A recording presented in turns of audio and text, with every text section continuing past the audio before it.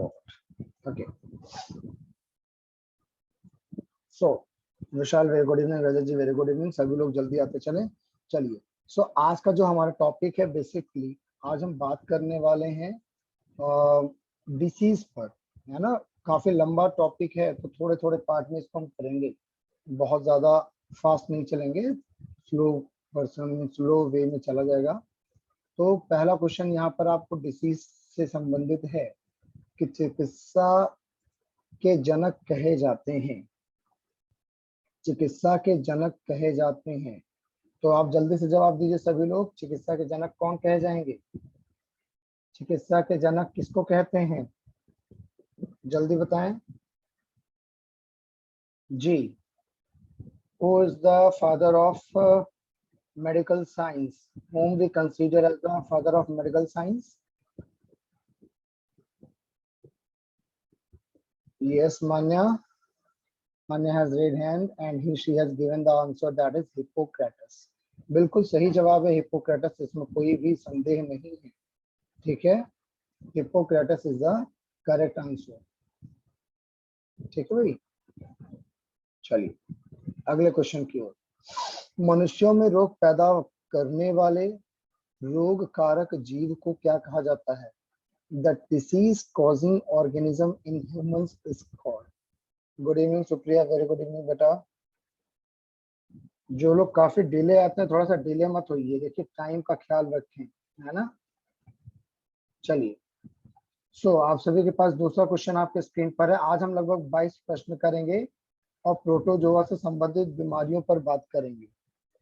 Okay, मान्या ने कहा pathogen, बाकी लोग भी जवाब दें भाई। मनुष्यों में रोग पैदा करने वाले रोग कारक जीव को कहते हैं, क्या कहते हैं? बिल्कुल सही है, इनको हम कहते हैं बेसिकली पैथोजेंस या रोगजनक। पैथोजेंस या जिन्हें हम क्या कहते हैं, रोगजनक कहते हैं, ठीक है। बिल्कुल सही जवाब है यहाँ पर। आइए अब हम बात करते हैं पहले रोग के बारे में, और जब एक बार हम रोग के बारे में बात कर लेंगे तो उसके आगे हम चर्चा करेंगे, ठीक है। आते हैं, डिसीज क्या है? How can we define the term disease? हम डिसीज को अगर हम डिफाइन करना चाहें तो डिसीज को कैसे डिफाइन करेंगे, जल्दी बताएं आप मुझे जी। शुभ संध्या भैया, सोनिया जी कनेक्ट हो गई, आप फाइनली आ जाए। चलिए, तो डिसीज क्या है पहले तो ये समझिएगा। बेसिकली आपके शरीर में एक सामान्य व्यक्ति का जो स्वास्थ्य है, सामान्य स्वास्थ्य, सामान्य स्वास्थ्य में रुकावट, क्या कहते हैं भैया, सामान्य स्वास्थ्य में रुकावट पैदा होना, यही क्या कहलाता है, यही रोग कहलाता है। विशाल जी वेरी गुड इवनिंग, और आपके टॉपिक को कंसीडर करते हुए किया गया, ठीक है, समझ रहे हैं, क्योंकि आप की क्लासेस छोटी थी मुझे पता है, तो हमने आपके टॉपिक को ध्यान में लेते हुए काम किया है। चलिए, तो सामान्य स्वास्थ्य में रुकावट जो होता है बेटा, इसी को हम क्या कहते हैं, रोग कहते हैं, मानव रोग कहते हैं। क्योंकि हम बात कर रहे हैं मानवों पर, तो मानव रोग की बात, ठीक है। चलिए, तो अब यहाँ पर अगर हम बात करें तो ये जो रोग हैं या जो डिसीज हैं, इनको हम किस प्रकार से डिफाइन करते हैं? तो इनको हम डिफाइन करते हैं दो प्रकार से। एक आनुवांशिक रोग, पहला ऑप्शन है आपके पास, ओके, पहला ऑप्शन है आपके पास, अरे विशाल जी थैंक्स मत बोलिए भाई, क्या हो रहा है ये। चलिए, पहला ऑप्शन है आपके पास जेनेटिक रोग यानी आनुवांशिक रोग, और दूसरा है अधिग्रहित रोग, या इसी को हम कहते हैं अर्जित रोग। क्या कहते हैं? अर्जित रोग कहा जाता है, कमाया हुआ रोग कहा जाता है, ठीक है, क्लियर है। चलिए, तो अब यहाँ पर अगर हम बात करें तो ये जो आनुवांशिक रोग है, इसी में आपके पास एग्जांपल आता है जन्मजात रोग, जो बच्चे में जन्म से पाया जाता है, जन्मजात रोग, ठीक है। इनके बारे में हम डिटेल में चर्चा करेंगे फिलहाल। जैसे यहाँ पे एग्जांपल है आपके पास हीमोफीलिया, क्या है एग्जाम्पल? हेमोफीलिया है एग्जाम्पल आपके पास, ठीक है। रक्त का स्राव होते रहना, वर्णांधता है आपके पास, कलर ब्लाइंडनेस जिसे कहा जाता है ना। तो इस प्रकार के डिफरेंट डिफरेंट आपको रोग मिलेंगे जिन्हें आप आनुवांशिक रोग कहते हैं, ठीक है। और दूसरा है आपके पास अधिग्रहित रोग, या जिनको आप कहते हैं अर्जित रोग या एक्वायर्ड डिसीज, जो ना आपने बड़ी मेहनत से कमाया हुआ है, आप ऐसे समझ लीजिए आपकी लापरवाही के कारण होने वाले रोग हैं, ठीक है। जैसे कोई कोरोना पॉजिटिव व्यक्ति है और आपके अरे कोरोना फरोना कुछ होगा नहीं करता है, तो आप उसके साथ उठ बैठ लिए, पता लगा आपको भी क्या हो गया, कोरोना हो गया, ठीक है। तो ये क्या है, अधिग्रहित है या अर्जित रोग। अब जब हम अधिग्रहित रोग की बात करते हैं तो ये फिर से दो रूप में बांटे जाते हैं। पहला है संक्रामक रोग, दूसरा है असंक्रामक। संक्रामक मतलब संक्रमण फैलना, जो फैलता है, ऐसी बीमारियां या ऐसे रोग जो फैलते हैं। और नॉन कम्युनिकेबल, जो फैलते नहीं है। जैसे अगर मैं बात करूं जुकाम, खांसी, ये सब क्या है, सामान्य तौर पे ये रोग ऐसे हैं जो फैलने वाले हैं। जैसे हम किसी के सामने बैठकर बात कर रहे हैं, अचानक से छींक आ गई। अब छींक आने से क्या हुआ, जो भी वायरस हमारे शरीर में है जिस छींक के लिए, वो वायरस क्या हो गया, सामने वाले व्यक्ति को चला गया, एयर के माध्यम से फैल गया, है ना। तो ऐसे रोग जो किसी न किसी माध्यम से एक व्यक्ति से दूसरे व्यक्ति की ओर जाते हैं, जैसे एयर हो सकता है मीडियम, ठीक है, जैसे वाटर हो सकता है मीडियम, जैसे फिजिकल कांटेक्ट हो सकता है medium. Physical contact in sense not only the sexually contact, ये कई तरीके के होते हैं, जैसे हाथ मिलाना, उठना बैठना साथ में, एक ग्लास में पानी पी लेना, एक ही टॉवेल का यूज करना, एक ही साबुन का यूज करना, तो ये भी सब आपके कांटेक्ट में आते हैं, ये सब भी रीजन आपके हो सकते हैं, ठीक है। और नॉन कम्युनिकेबल, एक व्यक्ति को जैसे कैंसर है, अब आप देखो किसी व्यक्ति को अगर कैंसर है तो इसका ये मतलब थोड़ी ना कि उसके साथ कहीं चले जाओगे तो तुमको भी कैंसर हो जाएगा। या डायबिटीज है, अगर कोई शुगर का पेशेंट है तो उसके साथ चाय पीने से क्या आपको शुगर हो जाएगा क्या? नहीं। तो ऐसी बीमारियां जो किसी व्यक्ति से दूसरे व्यक्ति में ना फैले, उन्हें कहते हैं नॉन कम्युनिकेबल डिसीजेस। और जो बीमारियां एक व्यक्ति से दूसरे व्यक्ति में फैल जाएं, उन्हें कहते हैं कम्युनिकेबल डिसीजेस। यहाँ तक स्पष्ट है? सबसे पहले मुझे यहाँ तक जवाब दीजिए, सभी लोग मैसेज करिए फटाफट और मुझे बताइए, यहाँ तक चीजें क्लियर हैं आप सभी को? देखिए मैसेज करते रहे फटाफट, एवरीवन बी रिस्पॉन्डिव, मतलब तुरंत रिस्पॉन्ड करें, एक्टिव रहिए। देखिए दुनिया की भीड़ लगा के क्लास नहीं करनी, सेलेक्टिव स्टडी होगी, सेलेक्टिव लोग होंगे, कोई दिक्कत नहीं, बट पढ़ने वाले लोग हो, तो पढ़ने वाले अगर लोग यहाँ पर जुड़े हैं तो रिस्पॉन्स भी पढ़ने वाले करेंगे, राइट।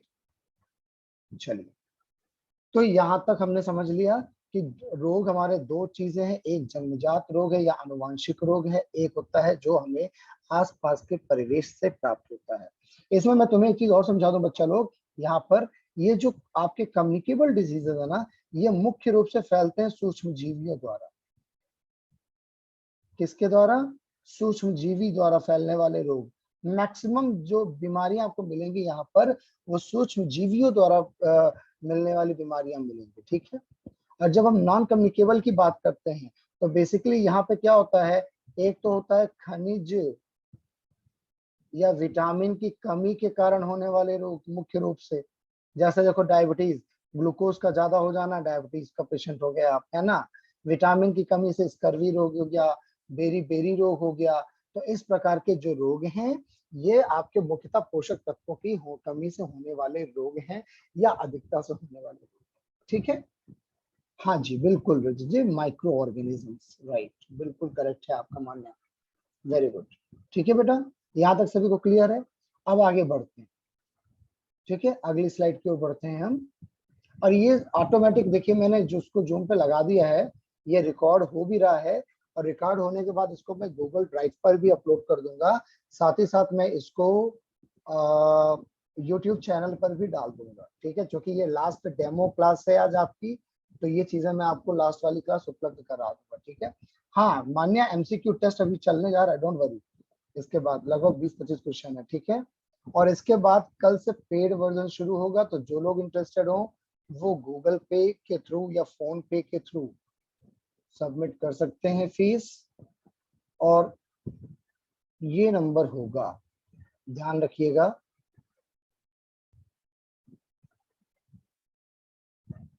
आप लोग नोट भी कर सकते हैं।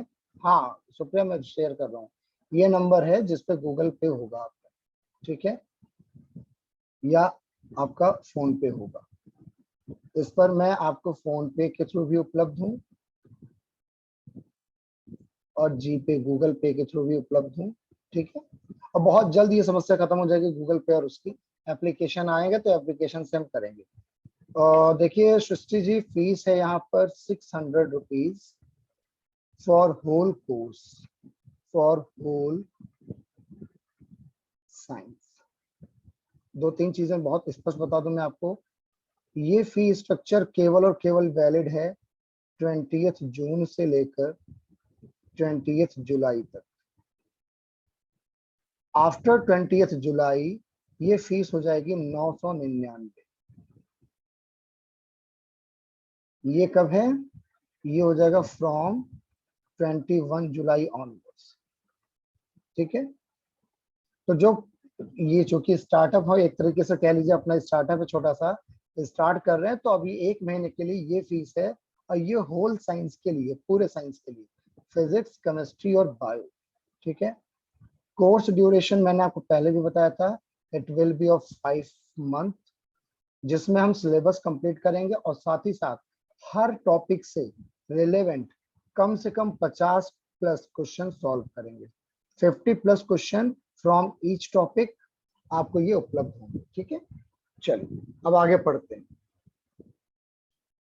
तो कल से सिस्टमैटिक क्लास शुरू होंगी, और जहां तक मेरी अपनी सोच है, क्योंकि कुछ बच्चे इसमें मुझे लगता है सीटेट के भी हैं, तो आप लोग के सजेशंस जैसे होंगे तो उस हिसाब से हम पहले बायोलॉजी करेंगे, देन फिर फिजिक्स और केमिस्ट्री करेंगे, ठीक है। टोटो जो कह रहे हैं रोहित शर्मा जी की रोग पापा काम पे सोते हैं। देखते हैं वैकेंसीज का क्या है, बट हमने इसलिए 5 महीने का टाइम लिया। देखिए मैंने 5 महीने बहुत सोच के लिए, 5 महीने का पैकेज मैंने आपको क्यों बता रहा हूँ, रीजन केवल इतना है कि अभी चल रहा है जुलाई, मान लीजिए मैं कहता हूँ जुलाई, तो जुलाई, अगस्त, सितंबर, अक्टूबर और नवंबर, जहां तक जो अभी तक र्यूमर्स हैं, उस र्यूमर के अकॉर्डिंग अगस्त लास्ट में या सितंबर में वैकेंसीज के बारे में कुछ जानकारी आएंगी। और अगर जानकारी आएंगी तो मान चलिए कि अक्टूबर में नोटिफिकेशन आएगा, और नोटिफिकेशन आने के बाद दिसंबर या जनवरी में जाके एग्जाम्स होंगे, ठीक है। तो ये 5 महीने बहुत सोचकर प्लान किया गया है कि बिल्कुल आपने पढ़ाई करके कंप्लीट करी हो और अगले महीने आपका पेपर है, ठीक है। चलिए आते हैं, जरा हम पढ़ाई की ओर करें। मेन ये चीजें मैंने आपको बता दी हैं, इन पे कोई डाउट होगा तो आप मुझसे कॉल पे बात कर सकते, कोई दिक्कत नहीं, ठीक है। आइए, तो यहाँ पर देखिएगा ये जो पैथोजेंस हैं या जो रोग वाहक हैं, संक्रामक रोग के रोगाणु, ये मुख्य रूप से क्या है? प्रोटोजोआ, बैक्टीरिया, फंगाई, वायरस और हेलमिंथीज।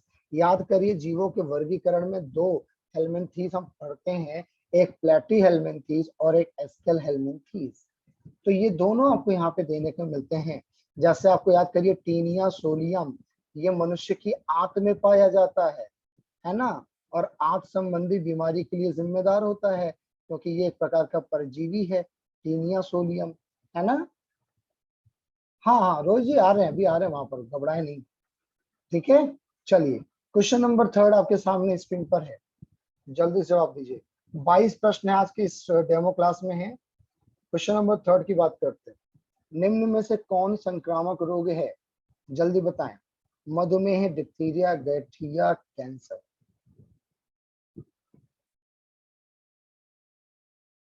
वेरी गुड रजत। पूनम जी गलत हो रहा है, कैंसर कैसे हो गया? कैंसर कैसे हो सकता है? अगर किसी को कैंसर है तो क्या आपको भी कैंसर हो जाएगा क्या? संक्रामक रोग बताना है, मतलब वह रोग जो फैल जाए, जो क्या हो, फैल जाए, इन्फेक्शन जो हो, इन्फेक्शियस और कम्युनिकेबल हो। बिल्कुल सही है, diphtheria is the correct answer, ठीक है। चलिए अगला क्वेश्चन नंबर 4। बेवजह बीमारियों से डरना क्या कहलाता है? बेवजह मतलब कोई वजह नहीं है। जैसे एग्जांपल अगर देखिए, हाइड्रोफोबिया।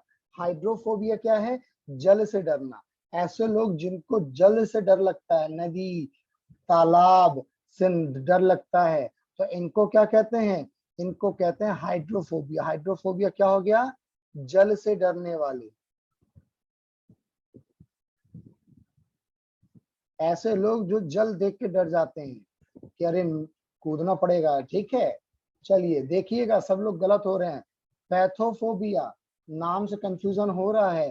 पैथोफोबिया, देखो पैथोजन्स मतलब रोगजनक, तो बेवजह नहीं डर रहे हैं।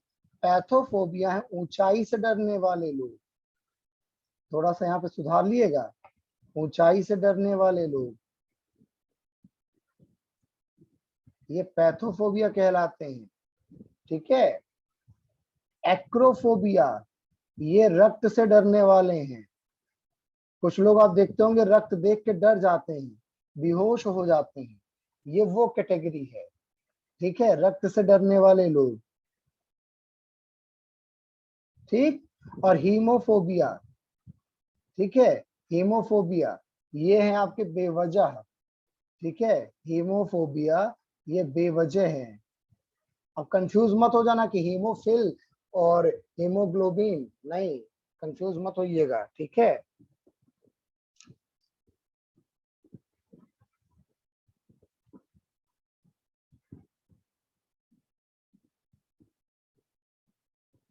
चलिए आगे चला जाए।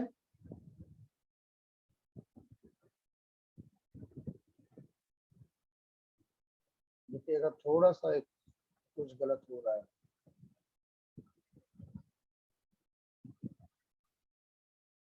ये थोड़ा सा इसको इग्नोर किएगा, थोड़ा सा यहाँ पे गलत है। एक मिनट रुक जाइएगा, थोड़ा समय दीजिएगा, कंफर्म कर दूं मैं। ये शायद सॉल्यूशन गलत दिया हुआ है, थोड़ा सा गलत हो रहा है।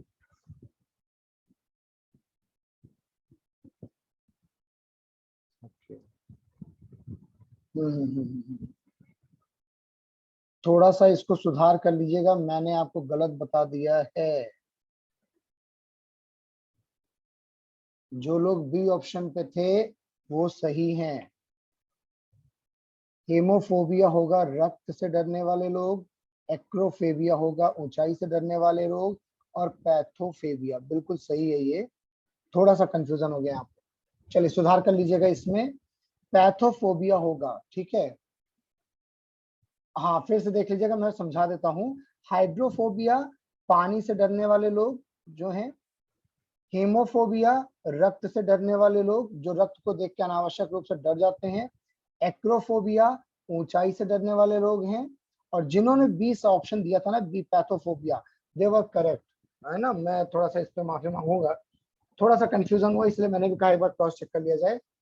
तो ये पैथोफोबिया होगा, ठीक है। क्वेश्चन नंबर 4 का सही ऑप्शन पैथोफोबिया होगा, सुधार कर लीजिएगा इसको, ठीक है। चलिए क्वेश्चन नंबर 5। हाँ हाँ बिल्कुल सही तरह से जी, माफी चाहूंगा थोड़ा गलत हो गया एक जगह। आइए, बीमारी के कारणों के अध्ययन को कहते हैं। Question number 5, इपिडर्मोलॉजी। इपिडेमोलॉजी क्या है? बीमारी के कारणों का अध्ययन, सी ऑप्शन। चलिए जो लोग क्लास में पढ़े होंगे उनको बताया गया था, बीमारियों से संबंधित दो चीजें बताई थी, देखिएगा। एक बताया था मैंने, रोग व उनके लक्षणों का अध्ययन। यहाँ पे एक शब्द और देखिए, समझ लीजिएगा, रोग व उनके लक्षणों का अध्ययन। तो इसको बेटा कहते हैं पैथोलॉजी। क्या कहते हैं? पैथोलॉजी कहा जाता है, ठीक है। और बीमारी के कारणों का अध्ययन जो होता है वो इटियोलॉजी कहलाता है। ये एक पॉइंट यहाँ पे और लिख लीजिएगा आप सभी अपनी कॉपी पर, रोग व उनके लक्षणों का अध्ययन पैथोलॉजी कहलाता है, और बीमारी यानी रोग तथा उनके कारणों का अध्ययन ये कहलाता है इटियोलॉजी। करेक्ट, ठीक है। चलो आते हैं, अब हम बात करते हैं प्रोटोजोआ से होने वाले डिसीज के बारे में। देखिए यहाँ पर लगभग 8-9 डिसीजेस हैं आपके पास, ठीक है। बाकी जो ट्रिक की बात आती, जैसा कि अभी दिया भी था, किसी उन्होंने में ध्यान नहीं आ रहा नाम बताया था, कहाँ गए, मैं बता देता हूँ शुभ नाम इनका, हाँ रोहित जी ने, ठीक है, रोहित जी ने ट्रिक बताया था। वैसे ही एक ट्रिक हम जो मैंने याद कर रखी है, जो मैं समझ पाता हूँ, वो मैं आपको बता देता हूँ। पानी पे मक्का। आप देखिए बहुत सारी ट्रिक मार्केट में है, आप किसी भी ट्रिक का प्रयोग कर सकते हैं, ठीक है। तो यहाँ पर मैं बात करता हूँ पानी पे मक्का। तो पहली बीमारी है पा से पायरिया, पा से पायरिया, नी से निद्रा रोग। देखिए मैं आपको ट्रिक बता रहा हूँ, बाकी नीचे मैं आपको लिखा है, मैं आपको नीचे ही समझाऊंगा। निद्रा रोग, पे से पेचिस, जिसको एमीबी पेचिस भी कहा जाता है, माँ से मलेरिया, माँ से मलेरिया, और का से काला ज्वर या काला जार, कुछ जगह काला ज्वर या काला जार कहा जाता है, ठीक है, या काला आजार भी कहा जाता है। इस प्रकार के अलग अलग ये आपके हैं, ठीक है। सुप्रिया पायरिया रोग क्या होता है, अभी हम बेटा आ रहे हैं, घबराइए नहीं, सब पर डिस्कस कर रहे हैं, ठीक है। पहले ये चीजें आप यहाँ तक जान लीजिए। तो ट्रिक बहुत सारे हैं, आप जिन ट्रिक पर काम कर सकते हैं आप उन ट्रिक के थ्रू कर लीजिए। पानी पे मक्का, पायरिया, निद्रा रोग, पेचिस, मलेरिया, काला ज्वर। पायरिया, देखिए मैं अब आपको दिखाता हूँ स्क्रीन पर, बीमारी इसमें देखिए दिया हुआ है, मैं वहीं से चर्चा करता हूँ, लास्ट में देखिए लिया हुआ है, ठीक है। मैं एक एक करके सब पर आऊंगा, ठीक है, लेकिन पहले हम लास्ट में चलते हैं। देखिए लास्ट में लिखा हुआ है पायरिया, गम डिसीज। बेसिकली पायरिया क्या होता है, ये पाया जाता है कहाँ पर, मसूड़ों में। मसूड़ों में ब्लड आना, मसूड़ों में स्वेलिंग होना, दांत संबंधी रोग है। अगर आपसे कोई पूछे कि इसका प्रभावित अंग क्या है पायरिया का, तो आप देंगे दांत, और मसूड़ों में देखिए लिखा ना गम डिसीज, मसूड़ों में स्वेलिंग आना, मसूड़ों में रक्त आना, ठीक है। और किस प्रोटोजोआ के कारण होता है, तो प्रोटोजोआ का नाम है एंटमीबा जिंजीवैलिस, एंटमीबा जिंजीवैलिस, ठीक है, एंटमीबा जिंजीवैलिस। और इस बीमारी से अगर आपको रोकथाम पानी है या इस बीमारी पर कंट्रोल करना है, तो आपको यहाँ चाहिए होगी विटामिन सी युक्त फल। जितना ज्यादा विटामिन सी युक्त फल का उपयोग करेंगे आपके लिए उतना ही बेनिफिशियल होगा, उतना ही अच्छा होगा, ठीक है। चलिए तो अब हम यहाँ पे देखते हैं, पहला है हमारे पास पायरिया, मैंने आपको बता दिया। दूसरा है निद्रा रोग। निद्रा रोग को कहा जाता है स्लीपिंग सिकनेस,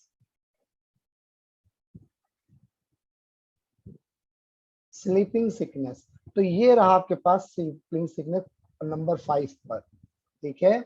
अब एक चीज देखिएगा, ये जो स्लीपिंग सिकनेस होता है ना, ये दो तरीके का होता है, एक अफ्रीकन और एक अमेरिकन, ठीक है। एक अफ्रीकन होता है और एक अमेरिकन होता है। तो ये जो अफ्रीकन है उसको तो निद्रा रोग कहा जाता है, और जो अफ्रीकन अमेरिकन होता है उसको चागास बीमारी भी कहा जाता है। ये जो है ये एक प्रकार का अमेरिकन क्या है, निद्रा रोग यानी स्लीपिंग सिकनेस है। और ये दोनों ही स्लीपिंग सिकनेस होते हैं ट्रिपनोसोमा, यानी जो आपका ट्रिपनोसोम गैबियंस हो गया अफ्रीकन के लिए, और ट्रिपनोसोम क्रूजी हो गया अमेरिकन स्लीपिंग सिकनेस के लिए, ठीक है। फिर से समझिएगा बच्चा लोग, यहाँ पर स्लीपिंग सिकनेस दो प्रकार की देखी जाती है हमारे पास, एक अफ्रीकन और एक अमेरिकन। अफ्रीकन में तो कोई निकनेम नहीं है, उसको सीधा सीधा स्लीपिंग सिकनेस कह दिया, जिसका जो कहते हैं प्रोटोजोन नाम है जिसके कारण बीमारी होती है वो है ट्रिपनोसोम गैबियंस, और इसका जो वाहक है जिसके थ्रू, तो जितने भी आपके देखिएगा लीशमैनिया आपके हैं वो सैंड होंगे, ट्रिपनोसोम में आप देखिए सीसी मक्खी, ठीक है। और जो अमेरिकन होता है, अमेरिकन स्लीपिंग सिकनेस, उसको हम चागास बीमारी के नाम से जानते हैं, चागास डिसीज के नाम से जानते हैं।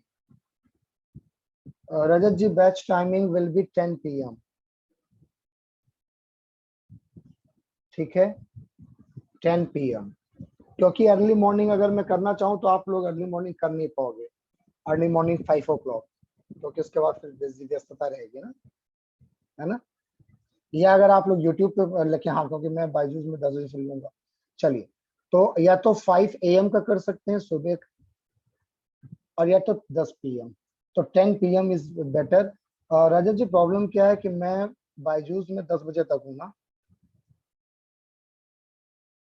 तो बायजूस छोड़ के तो नहीं आ सकते ना बेटा, इसलिए खाना ना खा के आराम से बैठिए। चलिए, तो स्लीपिंग सिकनेस क्लियर हो गया आप सभी को, और पायरिया क्लियर हो गया। यहां तक किसी को डाउट हो जल्दी जवाब दीजिएगा मुझे। पायरिया किससे होता है भैया? एंटमीबा जिंजिविलिस। देखिए ये बहुत इंपॉर्टेंट है, आपको जानना चाहिए। ये जितने भी प्रोटोजोआ के नाम है ना, ये बहुत इंपॉर्टेंट है, ये जरूर जानते रहे आप। ठीक है, तो पायरिया किसके कारण होगा? एंटमीबा जिंजिविलिस। ठीक है, किसको नहीं क्लियर हुआ? रोहित जी को नहीं क्लियर हुआ। चलो रोहित जी, कहाँ दिक्कत आ रही बताओ मुझे। How to be manage everything. Rajat ji, आप मुझसे पूछ रहे हैं या मुझे आप बता रहे हैं कि आप कैसे मैनेज करेंगे? Okay Rohit, okay okay. चलिए, तो स्लीपिंग सिकनेस हो गया बेटा हमारा, और निद्रा रोग हो गया। ठीक है, तो दो को मैं अभी यहाँ पे कट कर देता हूँ, दो हमारे काम खत्म। ठीक है, चलिए, ओके। रजत जी, क्लास के बाद बात करते हैं लास्ट में, है ना, अभी टाइम खत्म हो जाएगा, बहुत सारी चीजें अभी क्वेश्चन हैं। अगला है हमारे पास बेटा पेस है, पेचिस। पेचिस, या इसको शुद्ध भाषा में कहें तो दस्त लगना। बेसिकली ये आंत से संबंधित है। आंत से संबंधित, किससे संबंधित है? आंत से, इंटेस्टाइन से संबंधित है। इसी को यहाँ पर लिखा गया अमेबिक पेचिस। 7वां नंबर देखिए, आपको दिखेगा अमेबिक पेचिस। तो ये बेसिकली होता है एंटमीबा हिस्टोलिटिका के कारण। किसके कारण होता है? एंटमीबा हिस्टोलिटिका के कारण। और इसके लिए वाहक कौन है? किसके थ्रू आता है? घरेलू मक्खी और कॉकरोच के कारण ये फैलती है, ध्यान रखिएगा। ठीक है, ये अमेबिक पेचिस जो है, ये एंटमीबा हिस्टोलिटिका, ये आपका प्रोटोजोआ है जिसके कारण होता है। और घरेलू मक्खी तथा कॉकरोच इस रोग के वाहक हैं, जिनके थ्रू यह रोग आपके शरीर में आता है। ठीक है, चलिए, इसके बाद अगर हम बात करें, अगला आता है मलेरिया। बहुत कॉमन सी बीमारी है, ऊपर देखिए लिखा है नंबर 1 पे मलेरिया। मलेरिया का ही एक सबसे भयानक रूप है, जिसको कहते हैं काला पानी बुखार, ब्लैक वाटर फीवर। ये ध्यान रखिएगा, जब आपका यूरिन ब्लैक कलर का हो जाता है तो उसी को कहा जाता है काला पानी बुखार। ठीक है, ये बिल्कुल क्रिटिकल केस है मलेरिया। मतलब मलेरिया में भी अलग अलग स्टेप्स हैं, तो उन स्टेप में ये सबसे टॉप लेवल का है। जैसे आप गाड़ी लेने जाओ तो बेसिक मॉडल आता है, मिडिल क्लास मॉडल आता है, टॉप मॉडल आता है ना, ऐसे ही मलेरिया के अलग चरणों में ये सबसे भयानक स्थिति वाला कंडीशन है काला पानी बुखार। ठीक है, तो मलेरिया किसके द्वारा होता है भैया? प्रोटोजोआ कौन सा है? तो प्लाज्मोडियम प्रोटोजोआ। कौन सा प्रोटोजोआ है? जल्दी से जवाब दीजिएगा सभी लोग, जल्दी बताइए मुझे, कौन सा प्रोटोजोआ है? कौन सा प्रोटोजोआ है? ये प्लाज्मोडियम प्रोटोजोआ के कारण यह बीमारी फैलती है। और इसको फैलाने वाला कौन है? फैलाने वाला नहीं, फैलाने वाली मादा एनोफिलीज मच्छर, राइट। मादा एनोफिलीज मच्छर के कारण यह बीमारी फैलती है हमारे शरीर में। ठीक है, यहां तक स्पष्ट हो गया सभी को? चलिए, तो मलेरिया के बाद आता है काला ज्वर। का से काला ज्वर। अभी मलेरिया के बारे में थोड़ा डिटेल में हम पढ़ेंगे, क्योंकि काफी क्वेश्चन बनते हैं, बट पहले यहाँ पे एक बार खत्म कर लें। काला ज्वार या काला ज्वर, तो जब हम काला ज्वार की बात करते हैं, या इसी को काला बुखार कहा जाता है, या इसी को हम डमडम बुखार भी कहते हैं, ब्लैक फीवर या डमडम बुखार, तो ये होता है लीशमैनिया डोनोवन। ध्यान से देखिएगा, यहाँ पे जो लीशमैनिया है, ये बेसिकली इनके स्पीसीज का नाम है, और ये जीनस के नाम है, वंश और कुल के नाम लिखे गए हैं। तो लीशमैनिया की जितनी भी वेराइटीज हैं, जैसे Leishmania donovani, Leishmania tropica, Leishmania mexicana, इन सब के लीशमैनिया जो आपका समूह है, इस समूह के प्रोटोजोआ का जो वाहक होगा वो सैंड मक्खी होगी। कौन सी मक्खी? सैंड मक्खी होगी, ध्यान रखिएगा, ये सैंड मक्खी होगी, ठीक है। तो काला ज्वर यानी ब्लैक फीवर कैरियर कौन हुआ? सैंड मक्खी यानी बालू मक्खी, जिसको कहते हैं इंग्लिश में है बालू मक्खी, हिंदी में कह सकते हो आप, ठीक है, बालू मक्खी। और लिशमैनिया डोनोवानी नामक प्रोटोजोआ के कारण ये होता है, ठीक है। इसके बाद ओरिएंटल शोर एक बीमारी है, ये लिशमैनिया ट्रोपिका के कारण होगी। एस्पंडिया जो होगी ये होगी लिशमैनिया मैक्सिकाना के कारण। तो लगभग 7-8 बीमारी आपने यहाँ पर प्रोटोजोआ से संबंधित देखी। अब थोड़ा सा मैं मलेरिया के बारे में और डिटेल में आता हूँ, आपको दिखाता हूँ यहाँ पे कहानी मलेरिया की, ठीक है। आप सभी को स्क्रीन विजिबल हो रही है ना? स्क्रीन में कोई समस्या तो नहीं है? चलिए देखिएगा मलेरिया से संबंधित चीजों पे। पहले लेवरन का नाम आता है, लेवरन का नाम आता है क्योंकि इन्होंने मलेरिया परजीवी को खोजा था। मलेरिया परजीवी मतलब प्लाज्मोडियम की खोज की थी। और मलेरिया के बारे में इस शब्द को यूज किया था मैक्कुवॉच ने। मैक्कुवॉच ने सबसे पहले मलेरिया शब्द प्रयोग किया था, और इसीलिए मैक्कुवॉच को कहा जाता है मलेरिया शब्द का यूज करने के लिए। लेवरन को कहा जाता है प्लाज्मोडियम को खोजने के लिए। रोनाल्ड रास, इन्होंने क्या बताया? इन्होंने ये बताया कि भैया ये जो मलेरिया है ये मादा एनाफिलीज मच्छर से ही फैलता है। इस बात के बारे में, इस बात की जानकारी किसने दी? इस बात की जानकारी दी रोनाल्ड रॉस साहब ने। तो 3 क्वेश्चन बने। मलेरिया शब्द का प्रयोग किसने किया? मैक्कुवॉच ने किया। प्लाज्मोडियम की खोज, मतलब ऐसे देखिए प्लाज्मोडियम नहीं लिखा रहेगा, लिखा रहेगा कि मलेरिया परजीवी की खोज किसने की? मलेरिया परजीवी की खोज किसने की? तो मलेरिया परजीवी कौन है? मलेरिया परजीवी प्लाज्मोडियम है। तो किसने खोज करी? लेवरन ने करी। फिर आया कि ये जो मलेरिया है ये मादा एनाफिलीज द्वारा फैलता है, ये किसने बताया? तो रोनाल्ड रॉस ने बताया, ठीक है। अब अगला बहुत इंपॉर्टेंट पॉइंट है, समझिएगा ध्यान से। मादा एनाफिलीज मच्छर के लार में क्या होता है? प्लाज्मोडियम व प्रोटोजोआ होता है। क्या होता है? प्लाज्मोडियम होता है। प्लाज्मोडियम है क्या? डाइजेनेटिक। डाइजेनेटिक का मतलब क्या है? डाइजेनेटिक का मतलब केवल इतना सा है कि ये प्लाज्मोडियम का जो जीवन काल है, जो जीवन चक्र है, ये 2 लोगों के बीच में घूम रहा है। एक तो वो जो मादा एनाफिलीज मच्छर है, और दूसरा वह व्यक्ति है जिसके अंदर ये रहेगा, जिसके अंदर ये प्रवेश करता है। तो 2 लोग हुए, इसीलिए इसका क्या नाम पड़ा? डाइजेनेटिक नाम पड़ा। क्या नाम पड़ा भैया? डाइजेनेटिक। प्लाज्मोडियम कैसा है? डाइजेनेटिक है। कौन से 2 लोगों में प्लाज्मोडियम की जीवन पूरी बीत जाती है? एक मच्छर और एक व्यक्ति। अब देखो इसकी कहानी, इसके बाद हम आपको बताते हैं। प्लाज्मोडियम का संक्रमिक अवस्था, मतलब जब प्लाज्मोडियम इंफेक्शन में आ जाता है, इंफेक्शन फैलने लगता है, तो इस अवस्था को कहते हैं स्पोरोजाइट या जीवाणुज। क्या कहते हैं? स्पोरोजाइट। अब ये जो स्पोरोजाइट होता है ये हमारे मानव में किस पर अटैक करता है? यकृत पर। ये किस पर अटैक करेगा? लीवर पर अटैक करेगा। और लीवर में अटैक करने के बाद ये कहाँ जाके अटैक करता है?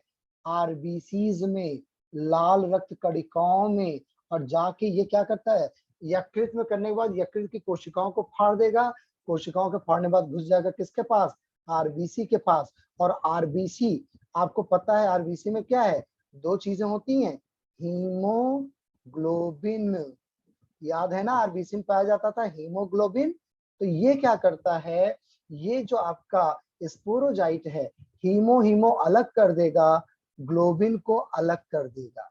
ग्लोबिन एक प्रोटीन है, ये अलग हो गया और हीमो अलग हो जाएगा, ठीक है। तो ग्लोबिन का उपयोग कर लेता है प्लाज्मोडियम। और ये जो हीमो है, कई सारे जब हीमो इकट्ठा हो जाते हैं तो ये एक विषैला पदार्थ बनाते हैं जिसको कहते हैं हीमोजोइन। जिसको क्या कहते हैं भैया? हीमोजोइन कहा जाता है, ठीक है। अब इस चीज को जरा डायग्राम से समझना। देखो क्या लिखा है, mosquito bite infected person becoming infected. अब जब ये मॉस्किटो इन्फेक्टेड हो गया, तो जब ये स्वस्थ आदमी पर जाएगा तो ये जब डंक मारेगा तो अपने लार में से ये प्लाज्मोडियम प्रोटोजोआ क्या करेगा, यकृत पे छोड़ देगा। यकृत में गया तो इन्फेक्टेड हो गया ना लीवर, तो ये जो प्लाज्मोडियम है ये इन्फेक्टेड हो गया। इन्फेक्टेड हो गया तो क्या बन गया, स्पोरोजाइट। अब ये स्पोरोजाइट कहाँ चला गया, ये आपकी यकृत की कोशिकाओं में चला गया। यकृत की कोशिकाओं में जाने के बाद ये अपनी संख्या बहुत तेजी से बढ़ाते हैं, इंक्रीज करते हैं, और फिर ये आरबीसी पर अटैक करते हैं। आरबीसी में अटैक करने के बाद ये आरबीसी में से हीमो अलग कर देते हैं और ग्लोबिन अलग कर देते हैं, ठीक है। और हीमो जब इकट्ठे हो जाते हैं तो यही बनाता है विषैला पदार्थ हीमोजोइन। अब जब कोई दूसरी आएगी एनाफिलीज मच्छर, जब ये डंक मारेगी तो यही हीमोजोइन पदार्थ इसके प्लाज्मोडियम में लार्वा में। तो ये पूरा इसका चक्र है मलेरिया का, ठीक है। यहां तक चीजें स्पष्ट हो गई सभी को भैया, जल्दी से जवाब दीजिएगा, किसी का मैसेज नहीं आ रहा, सब सो तो नहीं गए हैं, इतना बुरा तो नहीं चल रहा है क्लास कि नींद आ गई हो। समझ में आ रहा है सभी को, एंजॉय कर रहे हैं कि नहीं क्लास को ऑनलाइन। अच्छा, आप में से कितने लोग को लगता है कि ऑनलाइन ज्यादा बेहतर हो सकती है ऑफलाइन के रेस्पेक्ट में।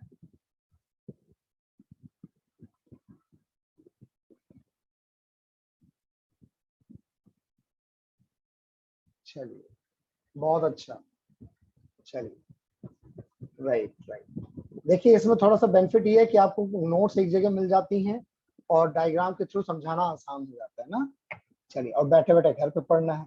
अगला क्वेश्चन है, क्वेश्चन नंबर 6, जवाब दीजिए। मलेरिया के लिए उत्तरदायी है, मलेरिया के लिए उत्तरदायी है विषाणु, कवक, जीवाणु, प्रोटोजोआ। फटाफट सबके जवाब आने चाहिए, एवरीवन। रोहित करे दोनों अपनी जगह सही, बिल्कुल रोहित जी दोनों अपनी जगह सही है। ऑफलाइन के भी अपने ऐसा नहीं किया, अगर सारी चीजें ऑनलाइन अच्छी होती तो फिर ऑनलाइन ही आदमी करता। लेकिन खासकर जहां तक मैं समझता हूँ बायोलॉजी के लिए, जब तक पिक्टोरियल रिप्रेजेंटेशन ना हो, मैंने अभी इमरान सर को बोला भी है कि कुछ वो फ्लैक्स बनवा दें ह्यूमन फिजियोलॉजी वाले, जिससे वो थोड़ा सा अच्छा रहे। चलिए, 6 का क्या है, डी, प्रोटोजोआ, बिल्कुल करेक्ट आंसर है आपका क्वेश्चन नंबर। अच्छा, अब यहाँ पर आते हैं, ऑफलाइन में इसी की प्रॉब्लम है। चलिए, देखिए अमेबिक पेचिस, अभी हमने मलेरिया के बारे में पढ़ा, अभी हम बात करते हैं अमेबिक पेचिस के बारे में। मैंने आपको बताया था ये क्या होगा, ये एंटमीबा हिस्टोलिटिका के कारण होता है। इसका मुख्य काम क्या है, ये मनुष्य के बड़ी आंत में पाया जाता है। इसका ट्रांसमिशन कैसे होगा, दूषित जल या भोजन के कारण। इसको हम शॉर्ट में कहेंगे CFW, contaminated food and water, ठीक है कि नहीं।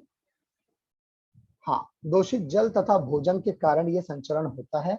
सामान्य लक्षण क्या, डायरिया जैसी बीमारी पाना, पेट में दर्द होना, मल के साथ ब्लड का आना, जिसको आप बेसिकली दस्त लगना या पेचिस की बात करते हैं, ठीक है। आइए क्वेश्चन नंबर 7, प्लाज्मोडियम प्रोटोजोआ के कारण होता है निमोनिया, मलेरिया, प्लेग, कैंसर। जल्दी से जवाब दीजिएगा सभी लोग। प्लाज्मोडियम प्रोटोजोआ के कारण होता है, बिल्कुल सही जवाब है मलेरिया।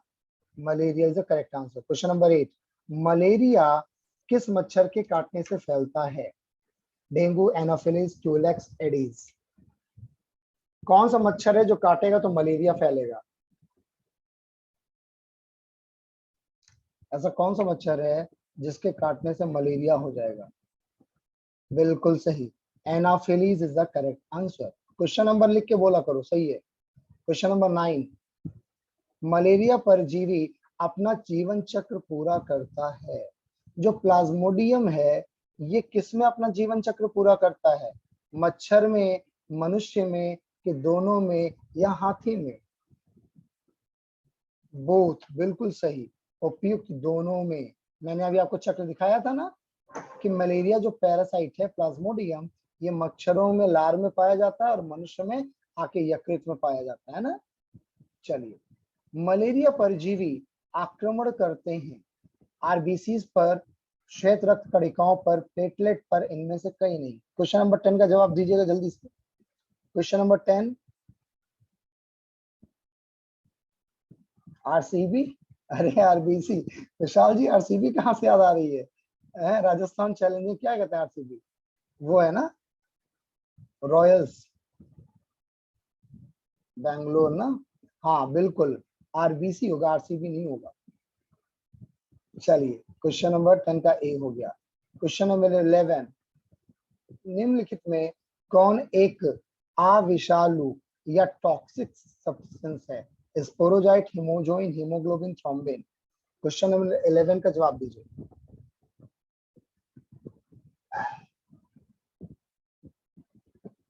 चलिए विशाल जी ने कहा स्पोरोजाइट, बाकी लोग बताएं। बी हिमोजोइन किसने कहा? रजत जी ने हिमोजोइन कहा है। चलिए ध्यान से देखिएगा, अविषालु टॉक्सिक सब्सटेंस मैंने आपको बताया था। टॉक्सिक सब्सटेंस होगा कब? जब आरबीसी पर आपका अटैक करेगा स्पोरोजाइट। स्पोरोजाइट बेसिकली प्लाज्मोडियम का विकृत रूप है, इन्फेक्टेड रूप है। और जब ये आरबीसी पर अटैक करता है तो यहाँ से हीमो अलग हो जाएगा, ग्लोबिन अलग हो जाएगा। तो जब कई सारे हीमो इकट्ठे हो जाते हैं तो यही बनाते हैं हीमोजोइन। तो सही आंसर क्या हो जाएगा? हीमोजोइन हो जाएगा भैया, स्पोरोजाइट नहीं होगा, ध्यान रखिएगा, ठीक है। क्वेश्चन नंबर 12, मलेरिया परजीवी की संक्रमित अवस्था है। Infectious stage of malarial parasite is. अब यहाँ पर आपको जवाब देना चाहिए सही, मुझे लगता है सही जवाब आ जाना चाहिए यहाँ पर इस बार।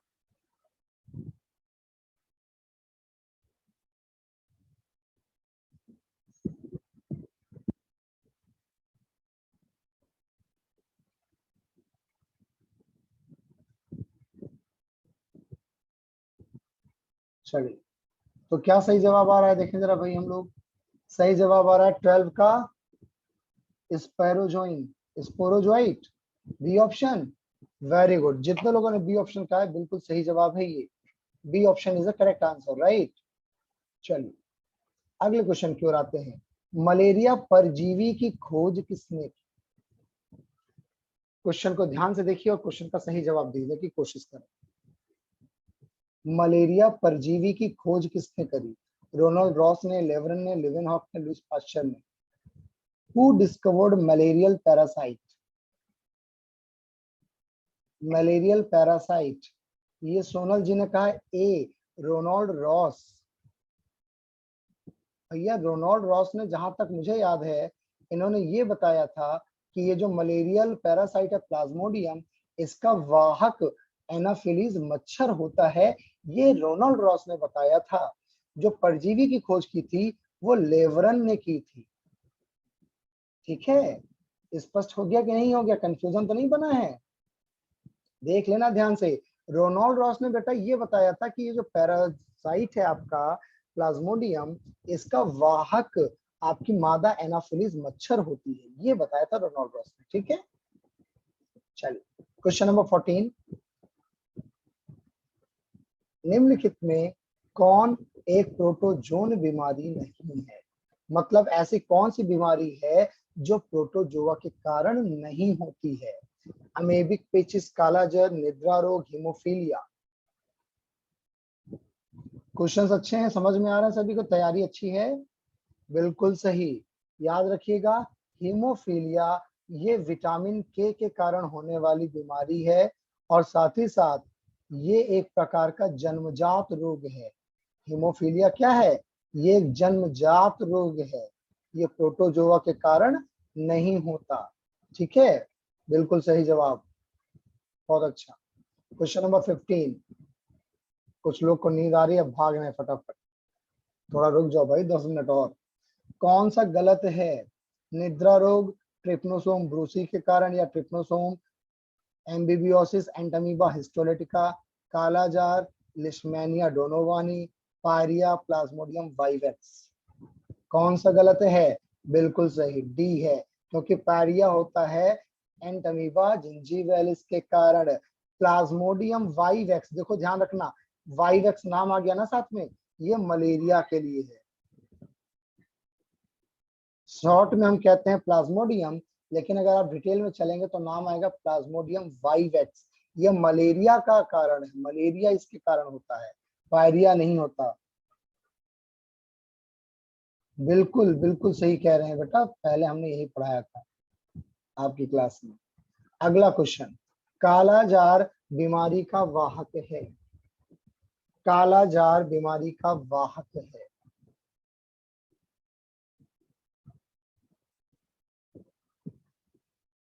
कालाजार, तो देखिए पहले तो आपको ये जानना होगा कि कालाजार किसके द्वारा होता है। तो कालाजार किसके द्वारा होता है पहले ये बताओ। कालाजार होता है लीशमैनिया डोनावानी के कारण। और जितने भी लीशमैनिया है मैंने बताया था, इन सब के वाहक कौन होंगे? सैंड फ्लाई होंगे, बालू मक्खी होंगे, है कि नहीं? ठीक है, चलिए अब देखिए कालाजार यहाँ पे आपको सामने है भी। कालाजान किसके द्वारा होता है? लीशमैनिया डोनोवानी के कारण। वाहक कौन है? सैंड मक्खी है या बालू मक्खी जिसको कहते हैं आप। ठीक है, और लक्षण क्या है? प्लीहा, लीवर का आकार बड़ा हो जाता है और त्वचा काली पड़ने लगती है, इसीलिए नाम रखा गया काला ज्वार। अगला क्वेश्चन नंबर 17, निद्रा रोग का वाहक है। निद्रा रोग का वाहक है, जल्दी से जवाब दीजिएगा।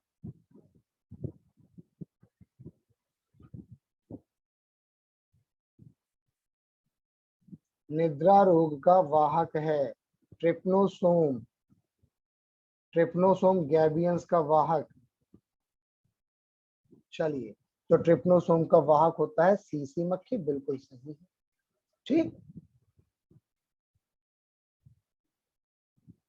चलिए अगले की बात करते हैं, स्लीपिंग सिकनेस। यहाँ पे देखिएगा, देखिए कौन कौन सी बीमारी हमने पढ़ ली। हमने मलेरिया पढ़ ली, एंटमी पेचिस पढ़ लिया।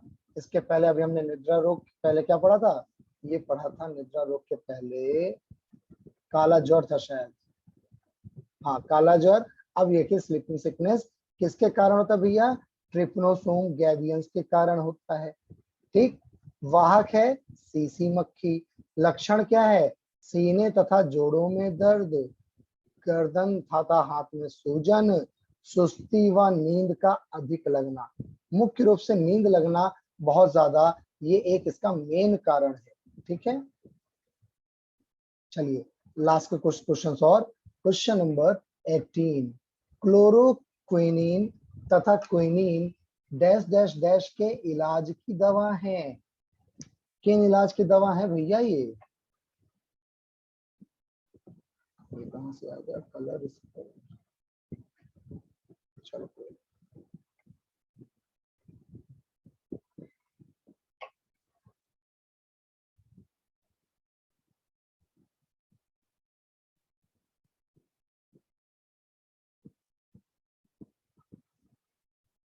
चलो तो यहाँ पे अगर हम बात करें तो क्लोरोक्विनोन और क्विनीन किसके इलाज की दवा है भैया? मलेरिया के इलाज की दवा है। क्वेश्चन नंबर 20, निम्न में से कौन मसूड़ों से संबंधित बीमारी है? पेचिस, निद्रा, पायरिया, मलेरिया। पेचिस, निद्रा, पायरिया, मलेरिया। बिल्कुल सही जवाब आता हुआ सभी का, बहुत ही अच्छा। This is the correct answer, pyorrhoea. Pyorrhoea, ठीक है। अगला क्वेश्चन नंबर 21, ओरिएंटल सोर्स द्वारा बीमारी है।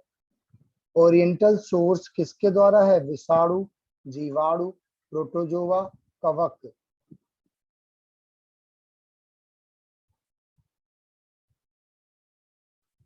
अभी हमने पढ़ा था ओरिएंटल सोर्स बेसिकली, है ना, लीशमैनिया, जैसे डोनोवानी था ऐसे ही लीशमैनिया के अलग अलग केसेस थे, तो प्रोटोजोआ के कारण। बिल्कुल सही जवाब है आपका ये, बिल्कुल सही। क्वेश्चन नंबर 22, निम्न में से कौन सी बीमारी प्लाज्मोडियम फैलिसीपेरम से होती है? ये बहुत अच्छा प्रश्न है। ये देखिएगा, नाम में समझ जाइएगा, प्लाज्मोडियम आ गया मतलब डिपेंड होगा मलेरिया नामक बीमारी से, लेकिन साथ में इसके लिखा है फैलिसीपेरम। तो यहाँ पर अगर हम देखें तो मलेरिया का एक्सट्रीम केस है काला पानी बुखार, ब्लैक वाटर फीवर। तो यही आंसर आपका क्या हो गया, प्लाज्मोडियम फैल्सीपेरम। अगर बहुत डेप्थ में पूछेगा तभी ये नाम पूछा जाएगा फैल्सीपेरम, नहीं तो सामान्यतः प्लाज्मोडियम कहा जाता है। ठीक है, अगला क्वेश्चन 23, निम्न में से कौन सा एक असंक्रामक बीमारी है। एक असंक्रामक मतलब नॉन कम्युनिकेबल डिसीज, जो एक व्यक्ति से जिसका संक्रमण दूसरे व्यक्ति की ओर नहीं जाता, कौन सी बीमारी है। पायरिया, ओके, वेरी वेरी सिकनेस एंड मलेरिया। सुप्रिया बेटा ये होगी बेरी बेरी, थर्ड ऑप्शन, क्योंकि बेरी बेरी विटामिन B1 के कारण है, विटामिन B1 के कारण है, ये इन्फेक्शियस नहीं है। ठीक है, it is a non infectious disease.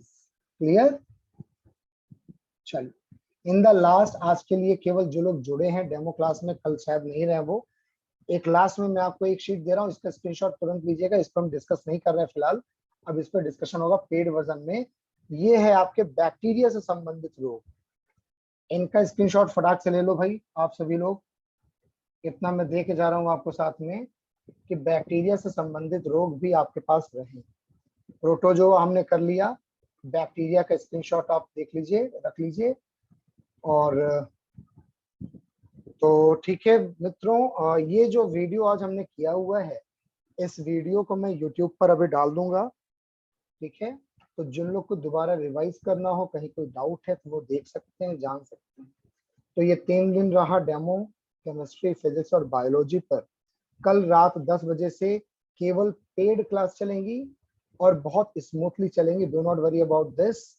पूरा सिलेबस टाइम पर खत्म होगा, क्वेश्चंस टाइम पर होंगे और हर टॉपिक का पीपीटी वर्जन ही मिलेगा, व्हाइट बोर्ड पर आके नहीं पढ़ाऊंगा, घबराए नहीं आप। ठीक है, तो जो लोग भी इंटरेस्टेड हैं वो लोग बात कर सकते हैं, और कल से कनेक्ट होने के लिए अलग से उनका एक ग्रुप बना दिया जाएगा और कल से ये नोटिफिकेशन उसी ग्रुप में जाएंगे। ठीक है, तो आई होप आज की क्लास को आपने एंजॉय किया होगा। तो उम्मीद करते हैं कि आप सब पेड क्लासेस में भी जल्दी ही जुड़ेंगे, कुछ आज कुछ कल कुछ परसों लाइक दिस वन, बट जुड़ेंगे जल्दी। ठीक है, चलिए आप सभी को शुभ रात्रि भैया, गुड नाइट टू एवरीवन।